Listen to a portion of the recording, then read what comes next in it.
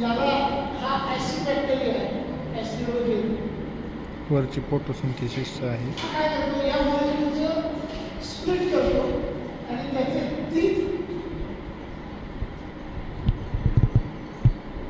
तीन acidic ॲसिडचे molecule करतो. म्हणजे बॅलन्स इथं C1 आणि 2 3 6, हायड्रोजन 3 आणि 4 3 12 आणि ऑक्सिजन 1 2 आणि 3 6.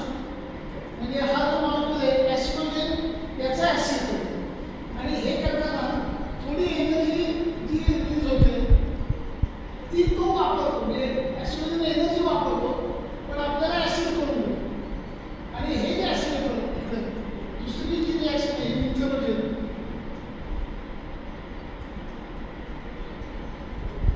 त्यांनी 3CH3 COOH हा स्प्लिट करतो आणि त्याचं 3CH4 प्लस 3CO2 आणि प्लस एनर्जी.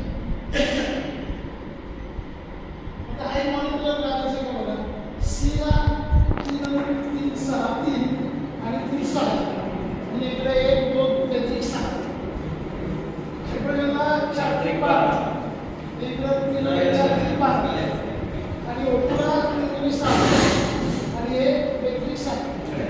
बस त्यामुळे कुठलाही बायोमास घेतला, हा बायोमास घेतला अरे ग्लुकोज झालं ना, हायड्रोलिसिसच्या आधीच्या प्रोसेसमध्ये आवाज करायला ॲसिडोजेन त्याचा ॲसिड करतो आणि मिथेनोजेन त्याचा आणि त्यामुळे हे 3 मॉलिक्यूल असल्यामुळे कधी 50% मिथेन आणि 50% CO2 असंच तयार होतं.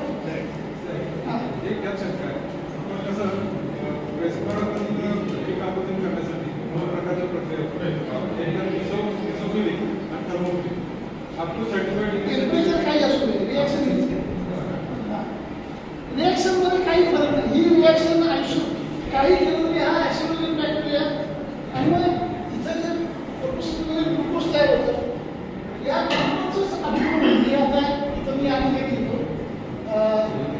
2 ग्लुकोजचे मॉलिक्यूल एकत्र झाले की त्याचं स्टार्च होतं. 3 ग्लुकोजचे मॉलिक्यूल एकत्र झाले की त्याचे फॅट.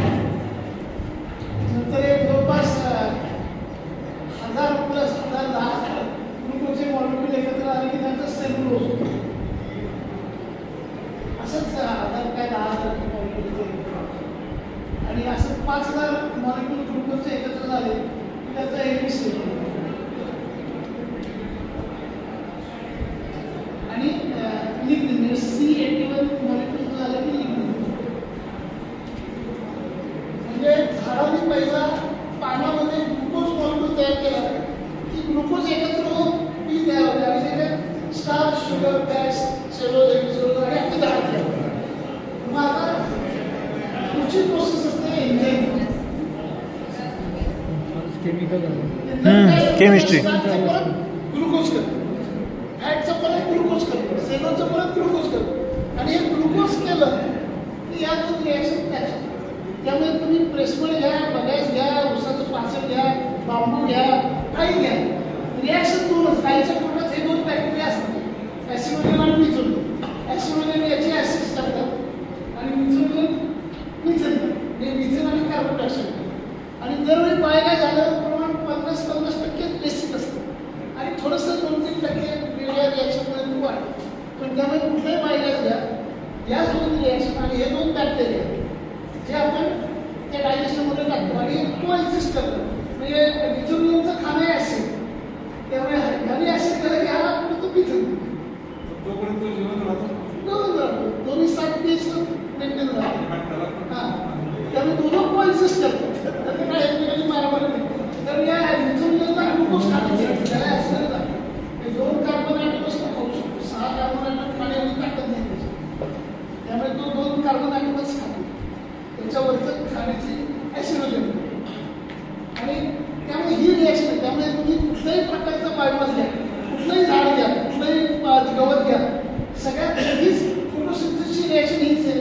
त्याने असंच ग्लुकोज तयार होतं, त्याने हे सगळं झाड तयार होतं आणि एन्झाईमच्या ह्याच्यातून हे इथं का